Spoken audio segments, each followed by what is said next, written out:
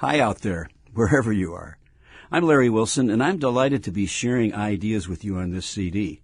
But before I get into the details, I want to put myself in your shoes and answer some questions that you might have about me and why I'm giving you suggestions or advice on leadership. Yes, I've had more than 30 years' experience facilitating leadership teams of over 40 Fortune 500 companies. Plus, I've worked with plenty of nonprofits and organizations with fewer than 100 employees. These experiences include everything from 3-day leadership retreats to 5-year total cultural change processes.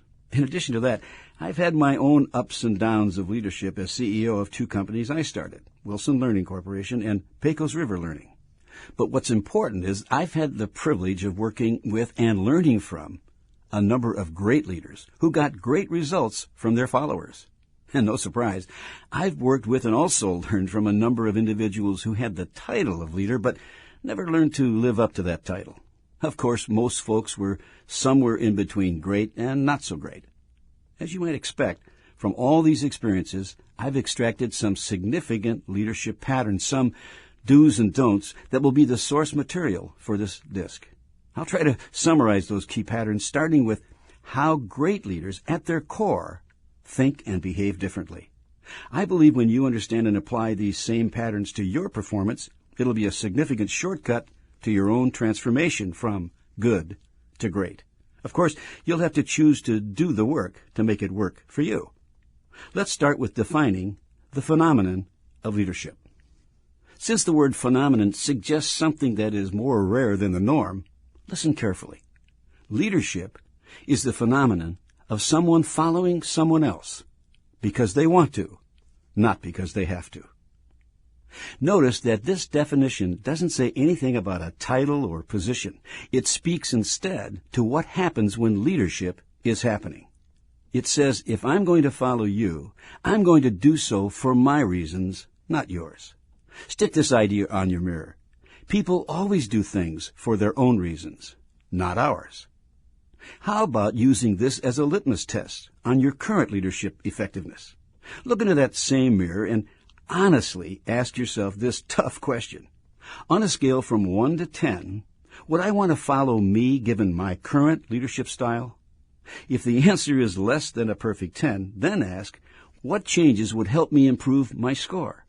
And think about those underdeveloped strengths as we go through this session together. Oh, and by the way, if you gave yourself a perfect 10, right off, I can pretty much guarantee that you're further away from being a great leader than your self-score indicates. Great leaders know that they're never a perfect 10, but they're always committed to working toward a perfect 10. So the truth is, you don't have to be perfect to be a great leader, just constantly working on getting to perfection. Just remember, it is the truth that shall set you free. But first, it shall make you miserable. Pretending to be perfect when we're not, or thinking we have to be perfect, is a thinking flaw that has brought down many an otherwise great leader. The title of today's discourse is Leadership's Biggest Challenge. Hopefully you're asking, what is the biggest challenge?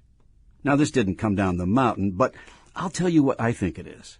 You may or may not agree with my answer. Either way, let's both keep an open mind. Think together and see if we can create alignment. It's not a few specific behaviors that make a leader. Great leaders can and do behave differently. It's not that they're always the best strategist or come up with the best answers or we're the best at any single function, be it engineering, accounting, or marketing. It's really about people wanting to follow them and the reasons why they want to follow them. Here's my answer. They follow them because they trust them. What makes people trust or not trust someone? The answer is simple, but not necessarily easy. We all know that simple to understand is not the same as easy to do. So they trust because they believe the leader has their best interests at heart. And in the case of leadership, what makes this so difficult is that most humans have been let down and led down the wrong path too many times to fully trust that anyone else has their best interests at heart. You see, too often the leader is not simply dealing with the rational, mature, grown-up follower of the present, but also with the follower's irrational, insecure, and fearful child of the past. Yes, it's in our childhood experiences we first felt let down and led down the wrong path of life. Sometimes we call this fearful child our ego. Think of our egos as our false self. When we come from our ego, we're not tapping into the quality person we are when we're at our best. I call that quality person our true self. And guess what? The leader is also dealing with his or her own irrational, insecure, and fearful child from their past.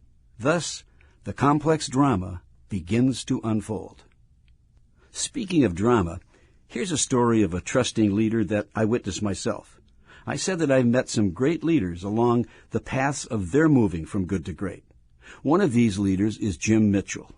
Between 1985 through 1995, I owned the Pecos River Conference Center, located on a 2,000-acre ranch just a few miles north of Santa Fe, New Mexico. During that time, Jim was president of the American Express Life Insurance Company. Like many other leaders, Jim brought his 8-person leadership team to the ranch to go through our Play to Win seminar for leaders. During a part of that program, I did an experiential learning process that I called the Anatomy of a Failure. The group had finished a powerful ropes course and were pumped up about how much they had learned about trusting themselves and trusting each other. It was time to put that trust to an emotional test. I asked them to remember a recent failure that, even at the smallest level, involved them all. It didn't take them long to make a choice. It was a software project that never seemed to gel and never got completed.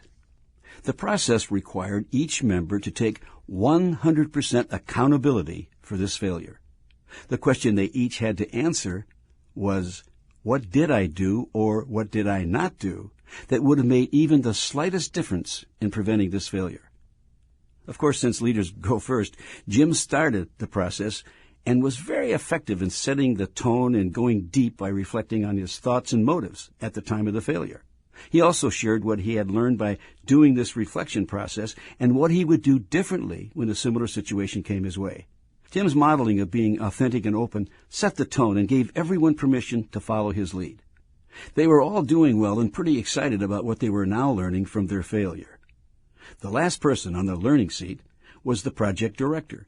She looked Jim straight in the eye as she confessed how sorry she was about not going to him right away when she realized the project was going south. She had been afraid to tell him because she knew how much he had counted on its success. She was about to say more when Jim, with tears in his eyes, said, "Stop. Let me apologize to each of you for anything I've ever said or done that would make you afraid to tell me the truth.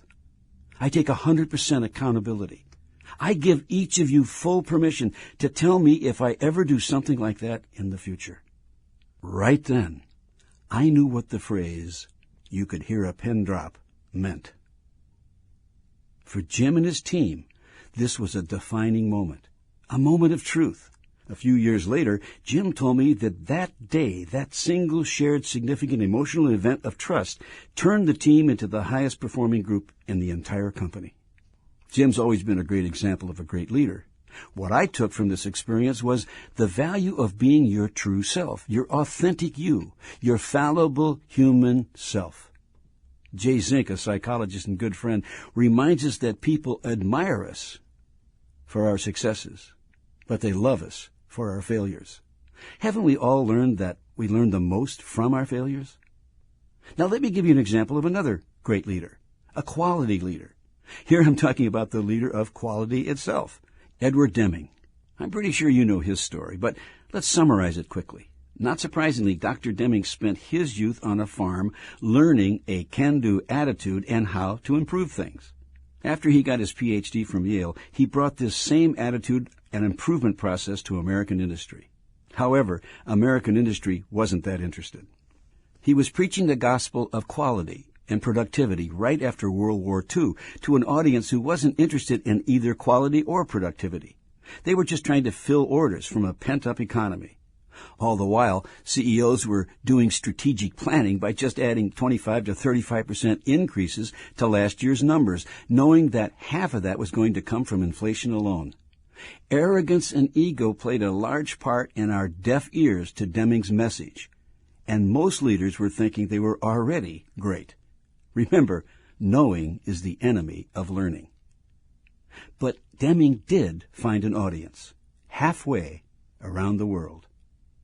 Japan had not only lost the war, but its pride and its self-confidence as well. With no ego left, they were open to becoming great students, learners, and champions of Deming's 14 points of quality. Of course, it took the U.S. a long time to let go of their old beliefs that made in Japan was a joke.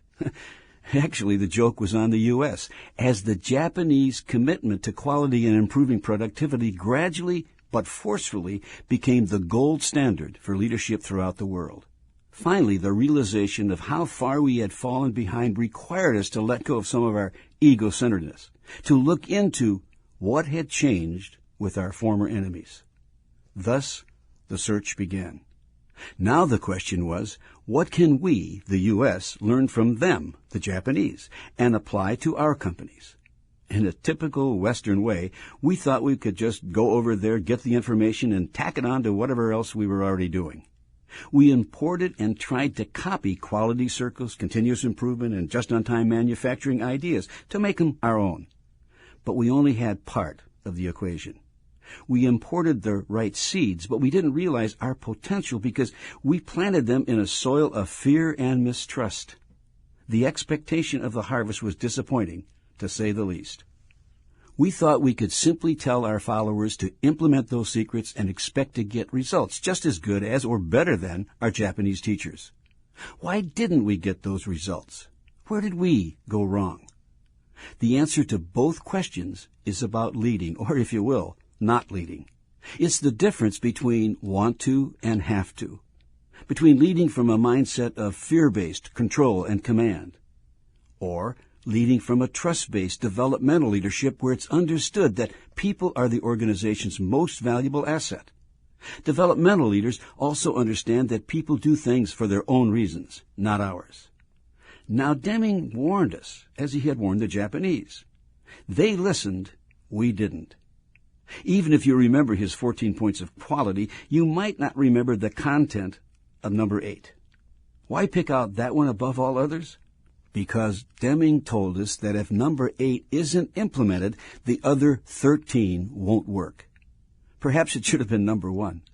Number 8 is drive fear out of the organization. Though he never said this, the implication is clear. When you drive something out, you have to bring something else in. In this case, that something is trust. And remember, creating trust is what I believe to be the biggest challenge for any leader.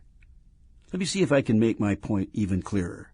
Let me put it in simple street language. We're all familiar with the acronym CYA. Cover your assets. Well, picture this. If someone has one hand covering his or her butt, then they only have one hand left to actually do the task. That translates to only 50% productivity. Not enough in today's competitive world. A leader's biggest job is to get people's hands off their assets and joyfully onto the task. Of course, that's only going to happen when people want to do the work, when doing the work is for their reasons, not anyone else's. In the late 1990s, a national survey asked employees across the country how much of their work cells were they giving to their employers. The average answer was far less than half. It's that hand on the assets factor again. How do we get people's hands joyfully onto the task? It requires a new and different leadership mindset, a paradigm shift. Before we talk about what we don't know about people, let's talk about what we do know. Let's take Sam, our customer. One of the things we know is we don't control Sam. He's our customer. He's going to make up his own mind. Here is where we put on our sales and marketing hats. Our mindset is that Sam is definitely going to do things for his reasons, not ours. And if we think only about our reasons and not Sam's, we may miss the chance to do the one thing we can possibly do, which is to persuade Sam to buy our products or services. Just think of the effort, creativity, and pure dollars that every company spends in order to persuade each of their uniquely different customers to buy the products and services that their company offers. If you find them and keep them, you win.